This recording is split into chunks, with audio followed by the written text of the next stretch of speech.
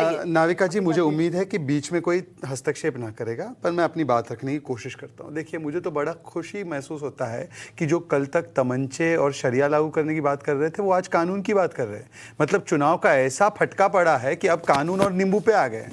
तो अच्छी बात है, मैं तो शुक्रिया अदा करता हूँ, अच्छी बात है। इनके जुबान से भी कानून की बात निकले तो कितना अच्छा लगेगा।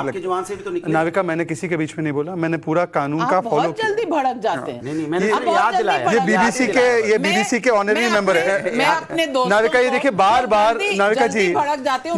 नाविका जी, एक चीज मैं आपके शो पे बताता हूँ। भारतीय जनता पार्टी का पक्ष जो भी रखने आता है वो सभी की बात सुनता है, 5 लोगों की, परंतु हमारी बारी आती है तो ये 10 सेकंड में हमें बीच में टोकने लगते हैं। ये बहुत अन्याय है। इतने में तो बात कह दी होती जितने में समझाया। नाविका जी, आप तय कीजिए कि आपको ये डिबेट चाहिए या आपको डिबेट तर्कों पर चाहिए, तथ्यों पर चाहिए। मैं तो चुप हो गया था। हाँ। मैं तो चुप ही बैठा हूं। चलिए आप बोलिए। नाविका जी, मैं आपको अपने पार्टी की ओर से स्पष्ट तरीके से कह रहा हूं, हमारे लिए डिबेट जनता के साथ संवाद करने का एक मंच है। ये हमारे लिए कोई मस्खरे करने का, मनोरंजन का नहीं है। कभी रसोड़े में आप तय कर लीजिए, आप चाहते हैं मैं अपनी बात रखूं या इनका ड्रामा चाहती है, इनको बिग बॉस भेज दीजिए। आप चाहते हैं तो बिग बॉस या लॉकअप में भेज दीजिए। एक मिनट मैं जब तक आप इनको डिबेट के नॉर्म्स नहीं फॉलो करोगे, मैं नहीं बोल पाऊंगा। एक हाथ ये हर रोज का इनसे प्रणाम फिर भी कर लेती हूँ, प्रणाम फिर भी कर लेती हूँ।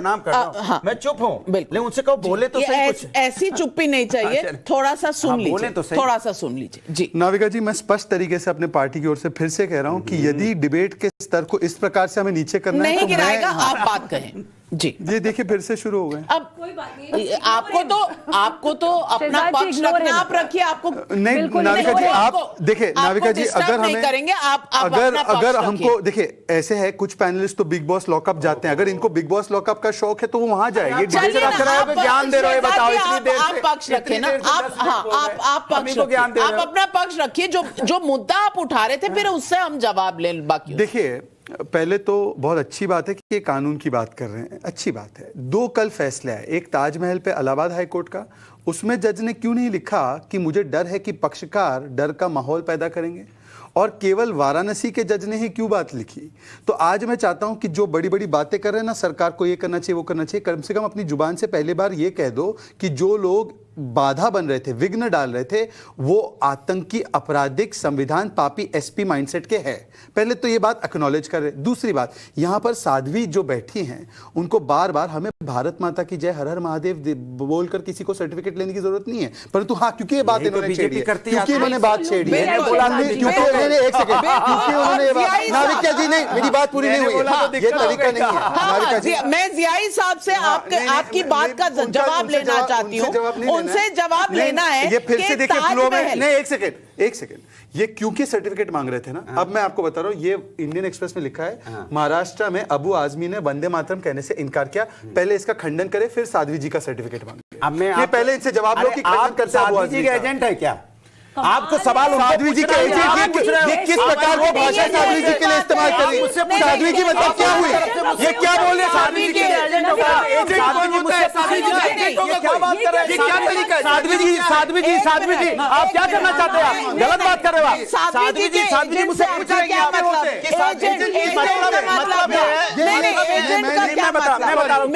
मैंने स्टूडियो में जिस तरह आपको आमंत्रित किया है, साध्वी जी को भी आमंत्रित किया।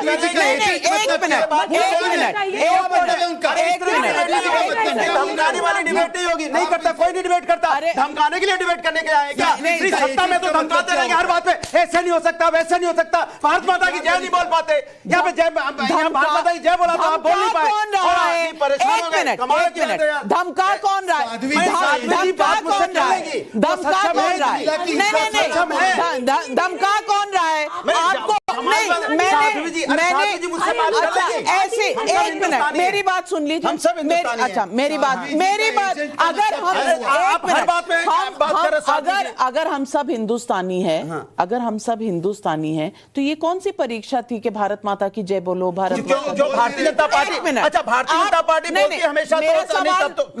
मेरा सवाल तो सुन लीजिए, मेरा सवाल। आपने कहा आप क्या एजेंट हैं साध्वी जी की? मैं पूछ रही हूं, आपको मैंने यहां बुलाया, इस डिबेट के लिए, तो आप क्या एजेंट हैं मुसलमानों के जो आप इस डिबेट में मैं तो हिंदुस्तान का हूं। बिल्कुल। तो भी हिंदुस्तान तो मैं की तो वही तो कह रहा हूं। महिला को ये कहना एक महिला को ये कहना कि उनका एजेंट होना ये क्या तरीका? किसी भी महिला को किसी भी इसको नहीं एक्सेप्ट कर सकता। एक महिला एक सनातन धर्म के प्रतिनिधित्व करने वाली व्यक्ति को ये मैं उनका एजेंट हूं, उसका मतलब क्या?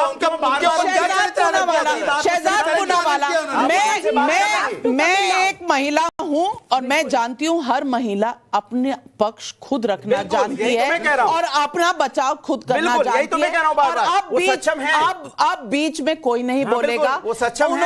उन्होंने आपको एजेंट कहा, इसका जवाब आप देना चाहती हैं? आपको बिल्कुल मैं देना चाहती हूं, पूरी स्वतंत्रता। और आज मेरे को इतना दुख हो रहा है नविका जी यहाँ पर कि क्या ये सपा के संस्कार है? क्या ये सपा हमें हमारे देश को सिखाएगी? क्या ये सपा है? अनुराग भदौरिया जी, अखिलेश यादव जी, कुछ तो सोचकर आपने अनुराग भदौरिया जी को बुलाया होगा, कुछ तो सोचकर इनको संस्कार दिए होंगे। क्या ये आपकी पार्टी का दायित्व बनता है? अनुराग जी बीच में नहीं बोलेंगे आप। You will not interfere today, this is enough, enough. I've had enough today। सबसे पहले तो औरंगजेब की यहाँ पे बातें चल रही हैं। औरंगजेब जिसने हमारे इतिहास को डिस्ट्रॉय कर दिया, हम चुप करके सुन रहे हैं। हम अपनी सनातन संस्कृति को, वैदिक संस्कृति के बारे में कह ही नहीं सकते, हम चुप करके सुन रहे हैं। और अगर बात आती है हमारे पक्ष की, तो अनुराग जी कहते हैं कि प्रमाण दीजिए आप संस्कृति, आप अपनी सनातन संस्कृति में विश्वास रखते हैं। भारत में इस तमाशे की जरूरत नहीं है यहाँ पे। नहीं अनुराग जी, आप नहीं बोलेंगे। आप अब लेट मी कंप्लीट। सबसे पहले तो ये जो मुद्दा उठ रहा है ना, और जो आज आपने मुझे एजेंट बोला है और इनको एजेंट बोला है, इससे पता चलता है आज मेरे मन में भारतीय जनता पार्टी की तो एटलीस्ट रिस्पेक्ट बहुत बढ़ गई। शहजाद पूनावाला जी को देखकर इतने शांत होकर वो आपकी बात सुन रहे, और आप किस तरीके का व्यवहार नेशनल टेलीविजन पर कर रहे हैं नहीं बोल सकते। तमाम लोग आपको देख रहे हैं, लेकिन हाँ मैं ये जरूर कहूंगी कि अगर भारत के साधु और सन्यासियों पर खुलेआम इस तरीके की बातें महादेव कह रहे थे, हर महादेव यूं ही नहीं होता। हर महादेव अपने भक्तों पर तीसरी आंख खोल भी देते हैं और भस्म भी कर देते हैं। मैं